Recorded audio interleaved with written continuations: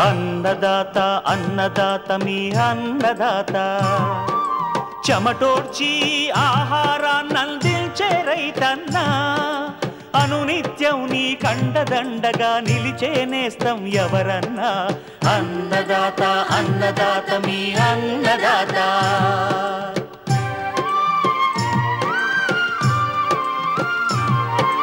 నూతన రీతుల సాగుబడికి నూరింతలు పెరిగే దిగుబడికి సూచనలిచ్చే సస్య రక్షణకు పశు పోషణకి శాస్త్ర విజ్ఞానం అందించి ముందుకు నడిపే తెలుగు రైతు భారతదేశానికి మకుటం అయ్యేలా తీర్చిదిద్దే ఆశయంతో మిమ్ము మేలు కొలిపేది అన్నదాత అన్నదాత అన్నదాత మీ అన్నదాత అన్నదాత అన్నదాత మీ అన్నదాత. అన్నదాత ప్రేక్షకులకు నమస్కారం. ఈనాటి ముఖ్యాంశాలు: వెదవరి సాగులో కలుపు యాజమాన్యం, మిరపలో వైరస్ తెగుళ్లు సమగ్ర యాజమాన్యం, అధిక దిగుబడులకు పుచ్చ సాగులో మెళకువలు, ఇంకా జై కిసాన్ వ్యవసాయ సమాచారం.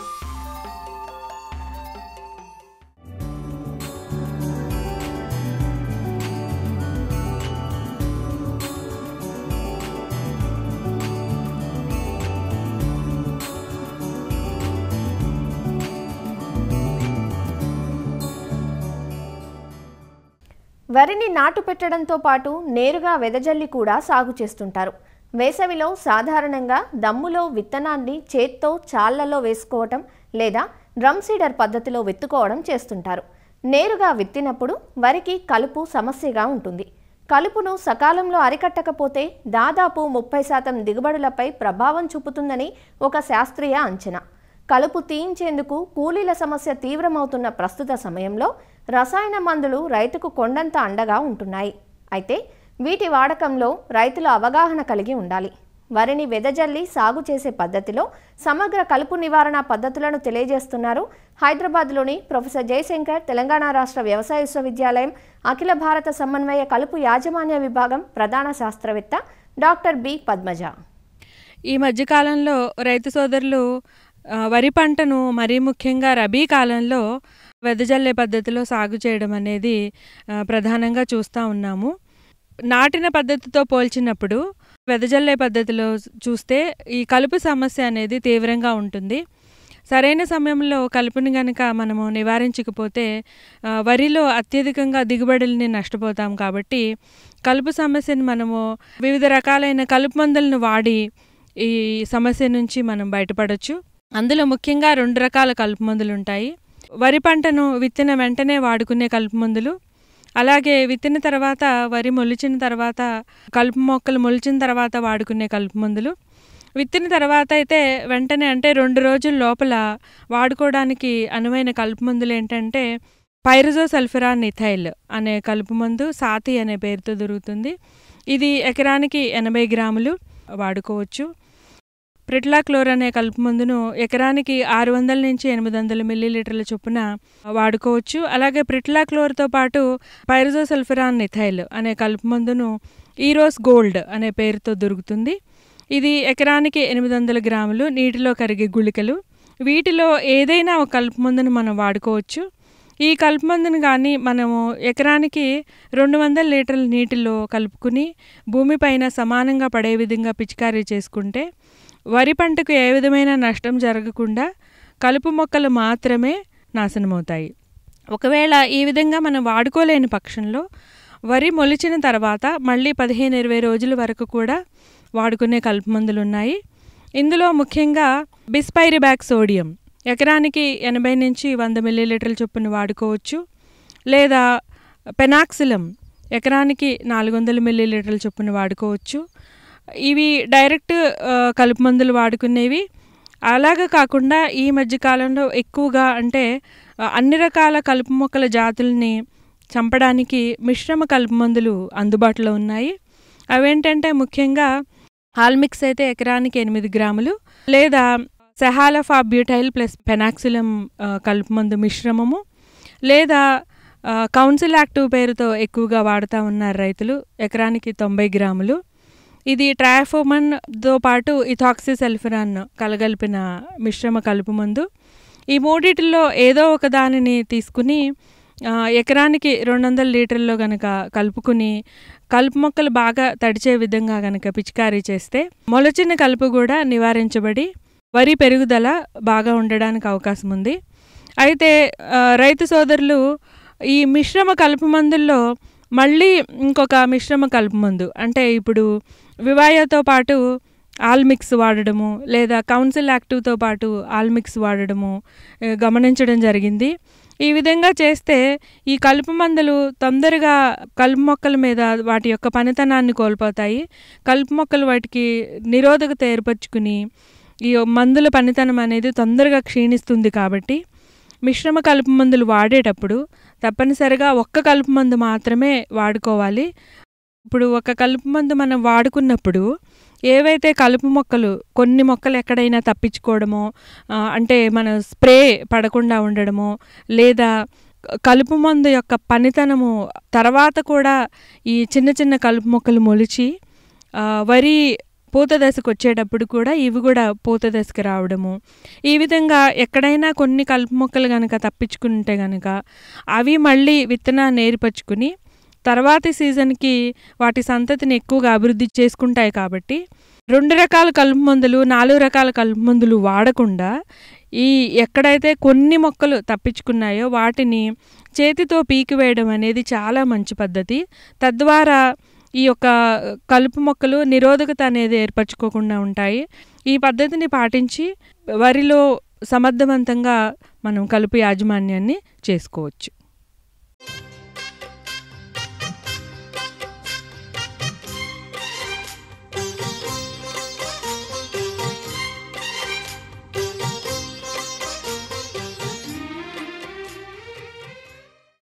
దాహార్తిని తీర్చే పండుగ పుచ్చకు పేరు. ఈ మధ్యకాలంలో రైతులు మార్కెట్ డిమాండ్ను అనుసరించి సంవత్సరం అంతా పుచ్చను సాగు చేస్తున్నారు. అయితే పుచ్చ సాగుకు అత్యంత అనుకూలమైన కాలం వేసవి కాలం. 80 నుంచి 90 రోజుల్లో అందివచ్చే పుచ్చను శివరాత్రి, రంజాన్, వేసవి కాలాలను లక్ష్యంగా చేసుకొని నవంబర్ నుంచి ఫిబ్రవరి వరకు దఫదఫాలుగా విత్తుకొని సాగు చేస్తుంటారు.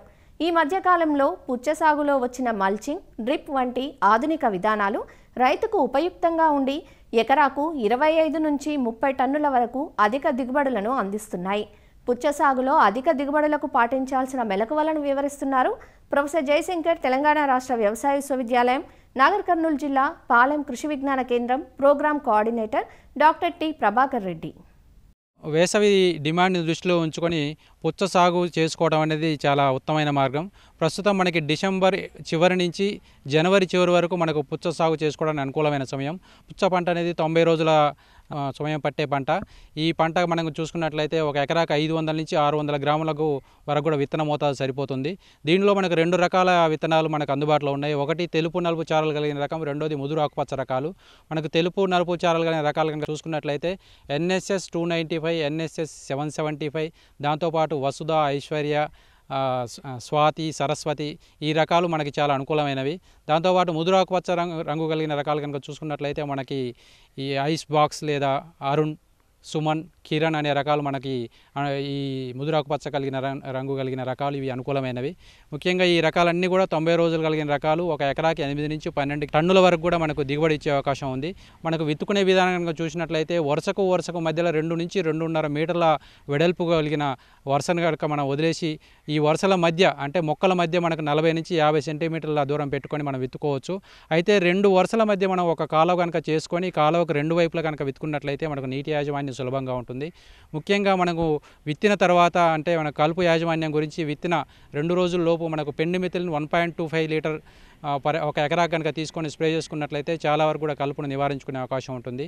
దాంతోపాటు మనకు ఈ యొక్క పుచ్చ సాగులో ముఖ్యంగా గుర్తుపెట్టుకోవాల్సింది బిందు సేద్య విధానం. ఈ బిందు సేద్య విధానం ద్వారా కనుక మనం నీటి యాజమాన్యం చేసుకున్నట్లయితే ఈ వచ్చే ఎండాకాలంలో మనకు సరైన సమయంలో నీరు ఇచ్చుకునే అవకాశం ఉంటుంది. ఇంకోటి దాంతోపాటు మనకు ఈ రసాయన ఎరువులు కూడా ఫర్టిగేషన్ విధానం ద్వారా బిందు సేద్య విధానంలో ఇచ్చుకున్నట్లయితే మనకు సరైన సమయంలో ఖచ్చితంగా మొక్క మొదట్లో మనకి ఈ రసాయన ఎరువులు పడే అవకాశం ఉంటుంది. కాబట్టి దిగుబడి మనకి 15 టన్నుల వరకు కూడా తీసుకునే అవకాశం ఉంటుంది. దీంట్లో ముఖ్యంగా కలుపు నివారించుకోవడానికి మనం ఈ మల్చింగ్ షీట్ విధానం కనుక పాటించినట్లయితే మనం ఈజీగా కలుపు నివారించుకోవచ్చు. ఈ యొక్క నీరు ఆవిరి కాకుండా నీటిని పట్టి ఉంచే శక్తిని పెంచుకునే అవకాశం ఉంటుంది. కాబట్టి పుచ్చ సాగులో ముఖ్యంగా మనకు బిందు సేద్య విధానం, ఫర్టిగేషన్, మల్చింగ్ ఈ 3 అంశాలు కనుక మనం పాటించినట్లయితే సాధారణంగా మనకు 8 నుంచి 10 టన్నుల వరకు దిగుబడి వస్తుంది. ఈ 3 పద్ధతులు కనుక పాటించినట్లయితే 15 టన్నుల వరకు కూడా మనం దిగుబడి సాధించుకునే అవకాశం ఉంటుంది. అయితే దీంట్లో ముఖ్యంగా మన రసాయన ఎరువుల యాజమాన్యం కనుక చూసినట్లయితే ఒక ఎకరా పుచ్చ సాగుకి మనకి 200 కిలోల వరకు సింగిల్ సూపర్ ఫాస్ఫేట్ వేసుకోవాలి. ఒక 40 కిలోల యూరియా, 40 కిలోల మ్యూరేట్ ఆఫ్ పొటాష్ వేసుకోవాల్సిన అవసరం ఉంటుంది. యూరియాను 2 మోతాదులుగా చేసుకొని 20 కిలోల యూరియాని విత్తేటప్పుడు 20 కిలోల యూరియాని 20 నుంచి 25 రోజుల సమయంలో అంటే పిలక దశలో మనకు పెరుగుదల దశలో వేసుకోవాల్సిన అవసరం ఉంటుంది. ఈ మనకు సిఫారసు చేయబడిన మొత్తం భాస్వరం మరియు పొటాష్ని మనం విత్తుకునే సమయంలోనే అంటే 200 కిలోల సింగిల్ సూపర్ ఫాస్ఫేట్ని 4 బ్యాగుల సింగిల్ సూపర్ ఫాస్ఫేట్ని దాంతోపాటు 40 కిలోల మ్యూరేట్ ఆఫ్ పొటాష్ మనం విత్తుకునే సమయంలోనే వేసుకోవాల్సిన అవసరం ఉంటుంది. ముఖ్యంగా ఈ పుచ్చ సాగులో మనం గమనించవలసింది బోరాన్ ధాతు లోపం అనేది ఎక్కువగా కనబడుతుంది. సో ఈ లోపం వల్ల మన కాయలు పగిలిపోవటం, ఈ తీగ అనేది చిన్న చిన్న ఆకులుగా మారటం, కొరచగా మారిపోవటం, ఈ మొక్కల సంఖ్య అనేది తగ్గిపోవడం అనేది ఎక్కువగా గమనించడం జరుగుతుంది. అందువల్ల ఈ బోరాన్ ధాతు లోపాన్ని నివారించుకోవడానికి మనం విత్తుకునేటప్పుడే ఒక ఎకరాకి 8 కిలోల వరకు బోరాక్స్ని వేసుకోవాల్సిన అవసరం ఉంటుంది.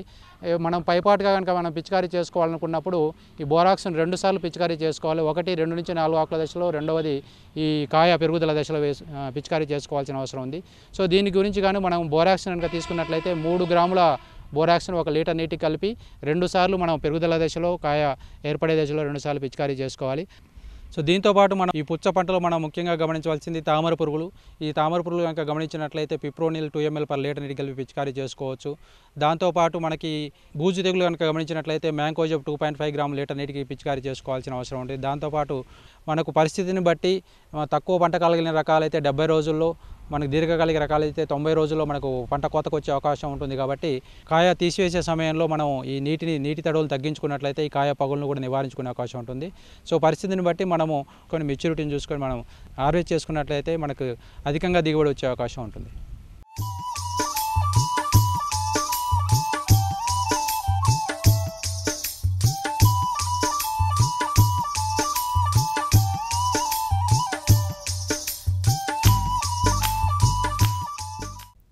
రోజు రోజుకు మిరప సాగు రైతుకు కత్తి మీద సాముగా మారుతుంది. ఇందుకు పెరుగుతున్న చీడపీడలే ప్రధాన కారణంగా ఉన్నాయి. రసం పీల్చే పురుగుల సమస్యతో పాటు వీటి ద్వారా వ్యాప్తి చెందే వైరస్ తెగుళ్లు మిరప రైతులకు కంటి మీద కునుకు లేకుండా చేస్తున్నాయి. వీటి నివారణకు రైతులు ప్రతి 2 రోజులకు ఏదో ఒక రసాయన మందును పిచికారీ చేస్తూనే ఉన్నారు. దీంతో పెట్టుబడి ఖర్చులు విపరీతంగా పెరిగిపోతున్నాయి. మిరపకాయల్లో రసాయన అవశేషాలు మిగిలిపోవడం, కాలుష్యం వంటి అనేక అనర్థాలు ఏర్పడుతున్నాయి. అందువల్ల చీడపీడల నివారణకు కేవలం రసాయనిక మందులపై ఆధారపడకుండా అన్ని రకాల సమగ్ర సస్యరక్షణ చర్యలు పాటించడం తప్పనిసరి. మిరపను ఆశించే వైరస్ తెగుళ్లు నివారణకు చేపట్టాల్సిన సమగ్ర చర్యల గురించి ఈరోజు అన్నదాతలో చూద్దాం. మిరప పంట పెరుగుదల నుంచే వైరస్ తెగుళ్లు ఆశిస్తూ ఉంటాయి. మిరపను ముఖ్యంగా ఆకుముడత లేదా జెమినీ వైరస్ తెగులు, కుకంబర్ మొజాయిక్ తెగులు, పీనట్ బడ్ నెక్రోసిస్ అనే 3 రకాల వైరస్ తెగుళ్లు ఆశిస్తుంటాయి. ముందుగా ఆకుముడత గురించి తెలుసుకుందాం. ఆకుముడత తెగులును జెమినీ వైరస్ అని, బొబ్బర తెగులు అని కూడా పిలుస్తుంటారు. ఈ తెగులు సోకిన మొక్కలోని ఆకులు చిన్నవిగా మారి ఆకుల మీద బొబ్బలుగా ఏర్పడి పైకి ముడుచుకునుంటాయి. ఈ ఆకులు పడవ ఆకారంలో ఉంటాయి. తెగులు సోకిన ఆకుల ఈనెలు ఆకుపచ్చగా ఉండి, ఆకుల ఈనెల మధ్యభాగం లేత ఆకుపచ్చ లేదా పసుపుపచ్చ రంగులో ఉండి, కణుపుల మధ్య దూరం తగ్గడం వల్ల మొక్కలు గిడసబారి పొట్టిగా గుబురుగా కనిపిస్తాయి. ఈ వైరస్ తెగులు సోకిన మొక్కల్లో మొత్తానికి పూత లేకపోవడం, ఒకవేళ పూసినా తక్కువ పూత రావడం, కాయలేర్పడినా చిన్నగా వంకరగా కాయలు కాస్తుంటాయి. ఈ వైరస్ ఒక మొక్క నుంచి ఇంకో మొక్కకి తెల్లదోమ ద్వారా వ్యాపిస్తూ ఉంటుంది. మిరపను ఆశించే మరో వైరస్ తెగులు కుకుంబర్ మొజాయిక్ వైరస్ తెగులు. ఈ వైరస్ తెగులు సోకిన ఆకుల్లో ముందుగా పత్రహరితం కోల్పోయి చిన్న మచ్చలేర్పడి క్రమేపీ మొజాయిక్ లాగా ఏర్పడతాయి. కుకుంబర్ మొజాయిక్ తెగులు సోకిన మొక్కలు గిడసబారి ఉంటాయి. పూత కాపు రావు. ఒకవేళ వచ్చినా కాయలు పెళుసుగా మారతాయి. కుకుంబర్ మొజాయిక్ తెగులు పేనుబంక పురుగుల ద్వారా ఒక మొక్క నుంచి మరో మొక్కకు వ్యాప్తి చెందుతుంది. మరో వైరస్ తెగులు పీనట్ బడ్ నెక్రోసిస్. దీన్నే మొవ్వుకుళ్ళు అంటారు. తెగులు సోకిన ఆకుల మీద పసుపు రంగు నెక్రోటిక్ వలయాలేర్పడి క్రమేపీ పెద్దవయి ఆకులు క్షీణించి ఎండిపోయి రాలిపోతాయి. మొక్కల కాండం మీద నల్లని మచ్చలేర్పడి క్రమేపీ చారలుగా మారి కొమ్మల చివరి భాగం కుళ్ళిపోయి ఎండిపోతాయి. తెగులు సోకిన మొక్కల్లో కాయలు వంకర్లుగా ఏర్పడతాయి. పీనట్ బడ్ నెక్రోసిస్ వైరస్ తామర పురుగుల ద్వారా ఒక మొక్క నుంచి మరో మొక్కకు వ్యాప్తి చెందుతుంది. వైరస్ తెగుళ్ల నివారణకు సమగ్ర సస్య రక్షణా చర్యలు పాటించాలి. వైరస్ తెగుళ్లను తట్టుకునే రకాలను సాగుకెంచుకోవాలి. సూటి రకాల విత్తనాలను తెగులు సోకని మొక్కల నుంచి సేకరించుకోవాలి. కలుపు మొక్కలు వైరస్ తెగులు వ్యాప్తి చెందటానికి కారకాలుగా ఉంటాయి కాబట్టి పొలంలో కలుపు మొక్కలు లేకుండా చూసుకోవాలి. కిలో విత్తనానికి 5 మిల్లీలీటర్ల ఇమిడాక్లోప్రిడ్ ఎఫ్ఎస్ మందుతో విత్తన శుద్ధి చేసిన విత్తనాన్నే నాటుకోవాలి. రసం పీల్చు పురుగులు నారు దశ నుంచే ఆశిస్తుంటాయి కాబట్టి షేడ్ నెట్లలో పెరిగిన నారును మాత్రమే నాటుకోవడానికి ఎంచుకోవాలి. వైరస్ తెగుళ్ల నివారణకు ఎలాంటి రసాయనిక మందులు లేవు కాబట్టి వాటిని వ్యాప్తి చేసే రసం పీల్చు పురుగుల్ని అరికట్టడం ద్వారా తెగులు వ్యాప్తిని అదుపులో ఉంచుకోవచ్చు. మిరప పొలం చుట్టూ 2-3 వరుసల్లో జొన్న, మొక్కజొన్న పంటల్ని వేసుకుంటే ఇవి ప్రక్క పొలాల నుంచి వచ్చే రసం పీల్చు పురుగుల్ని అడ్డుకుని ప్రధాన పంటను ఆశించకుండా ఉంటాయి. పొలంలో ఎకరాకు 20 చొప్పున పసుపు, నీలం, తెలుపు రంగు జిగురు అట్టల్ని పొలానికి 1 అడుగు ఎత్తులో అమర్చుకోవాలి. వైరస్ తెగులు సోకిన మొక్కల్ని మొదటి దశలోనే గుర్తించి పీకి కాల్చివెయ్యాలి. రసం పీల్చు పురుగుల నివారణకు ప్రారంభ దశలో 5% వేప కషాయం లేదా 5 మిల్లీలీటర్ల వేప నూనె లీటర్ నీటికి కలిపి పిచికారీ చేసుకోవాలి.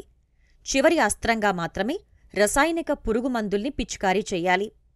జెమినీ వైరస్ను వ్యాప్తి చేసే తెల్లదోమ నివారణకు 1.5 గ్రాముల ఎసిఫేట్ లేదా 0.3 గ్రాముల ఎసిటామిప్రిడ్ లేదా 0.2 గ్రాముల థయోమితాక్సోమ్ లేదా 1 మిల్లీలీటర్ స్పైరోమెసిఫిన్ లీటర్ నీటికి కలిపి పురుగు ఉధృతిని బట్టి వారం రోజుల వ్యవధిలో మందుల్ని మార్చి పిచికారీ చేసుకోవాలి.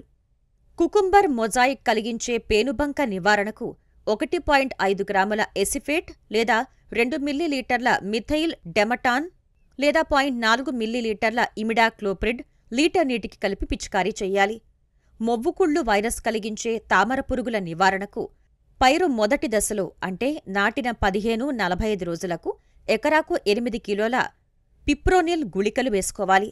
తర్వాతి దశలో 2 సార్లు ఎకరాకు 40 గ్రాముల పిప్రోనిల్ లేదా 160 మిల్లీలీటర్ల ఫ్లూక్సామెటామైడ్ లేదా 160 మిల్లీలీటర్ల స్పైరోటెట్రామాట్ లేదా 34 మిల్లీలీటర్ల బ్రోఫినలైడ్ లేదా 200 మిల్లీలీటర్ల స్పైనటోరం మందుల్ని పురుగుల ఉధృతిని బట్టి మార్చి పిచికారీ చెయ్యాలి. అన్ని రకాల సమగ్ర సస్య రక్షణ చర్యల్ని ఒక ప్రణాళిక ప్రకారం ఆ ఊరిలోని మిరప రైతులందరూ చేపట్టినట్లయితే వైరస్ తెగుళ్లను అదుపులో ఉంచుకోవచ్చు.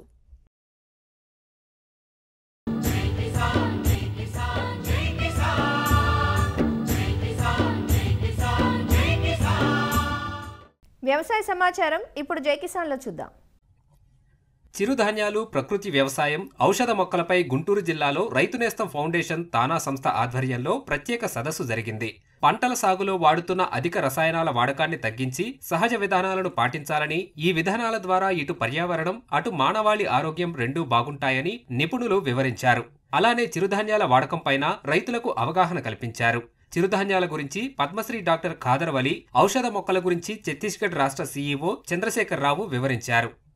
ఔషధ మొక్కల పెంపుతో దాన్ని మెడిసిన్ వాల్యూస్ ఏమున్నాయి, మార్కెటింగ్ చేస్తే ఎంత లాభాలు పొందవచ్చు, దాన్ని పౌడర్ చేయడం కానీ దాన్ని ఎలా చేసుకో అవన్నీ మెళుకులు కూడా ఈరోజు చెప్పడం జరిగింది. ఖాదర్వలి గారు సిరిధాన్యాలతోటి సంపూర్ణ ఆరోగ్యం ఎలా చేకూరుతుంది, మనిషికి ఉన్న జబ్బులు ఏదైతే ఉన్నాయో క్యాన్సర్ కావచ్చు, లేదంటే డయాబెటిక్ కావచ్చు, హార్ట్ ప్రాబ్లం కానీ, కిడ్నీల సమస్యలు కానీ అన్ని సమస్యల మీద సవివరంగా వారు వివరించడం జరిగింది. అలాగే ఈ ఔషధ మొక్కల సాగు గురించి డాక్టర్ జె చంద్రశేఖర్ గారు వారు మెడిసినల్ ప్లాంట్ బోర్డుకి సిఇఓగా పనిచేశారు. వారు రాయ్పూర్ ఛత్తీస్గఢ్. వారు అక్కడి నుంచి ఇక్కడికి వచ్చి కొన్ని వేల మొక్కల్ని ఔషధ మొక్కల్ని ఉచితంగా పంపిణీ చేయడం జరిగింది. అలాగే వాటి ప్రాధాన్యత గురించి అలాగే మొక్కల ఉన్న వాల్యూస్ గురించి కూడా వారు సంపూర్ణంగా వివరించడం జరిగింది. రైతుల సందేహాలను కూడా తీర్చడం జరిగింది. మార్కెటింగ్ సమస్య కాబట్టి ఆ మార్కెటింగ్ని ఎలా అధిగమించాలో ఈ ఔషధ మొక్కలతో సాగు చేస్తే అనేది కూడా వారు కొన్ని కంపెనీల పేర్లు చెప్పడం, అలాగే వారికి కావాల్సిన అన్ని మొక్కలు కూడా అందుబాటులో ఉంచుతామని చెప్పేసి వారు హామీ ఇవ్వడం కూడా జరిగింది. ముఖ్యంగా ప్రకృతి వ్యవసాయంలో రైతులు ఎదుర్కొంటున్న సమస్యలు కావచ్చు, లేదంటే వారికి కావాల్సిన ఇన్పుట్స్ కావచ్చు, వాటి గురించి కూడా రైతులు సవివరంగా తెలియజేయడం జరిగింది. ముఖ్యంగా ప్రకృతి వ్యవసాయం, అదేవిధంగా ఔషధ మొక్కలు పెంపకం, దాని ద్వారా మరి ఒక పక్క ఆరోగ్యం అందించడంతో పాటు రైతుకు లాభసాటిగా ఉండేటటువంటి పంటలను కూడా ప్రోత్సహించే విధంగా ఈరోజు సదస్సు జరిగింది. వాతావరణ మార్పులు, పెరుగుతున్న జీవనశైలి సమస్యలతో ఆరోగ్యాన్ని కాపాడుకోవాలంటే ప్రకృతి వ్యవసాయాన్ని అనుసరించాలని నిపుణులు చెబుతున్నారు.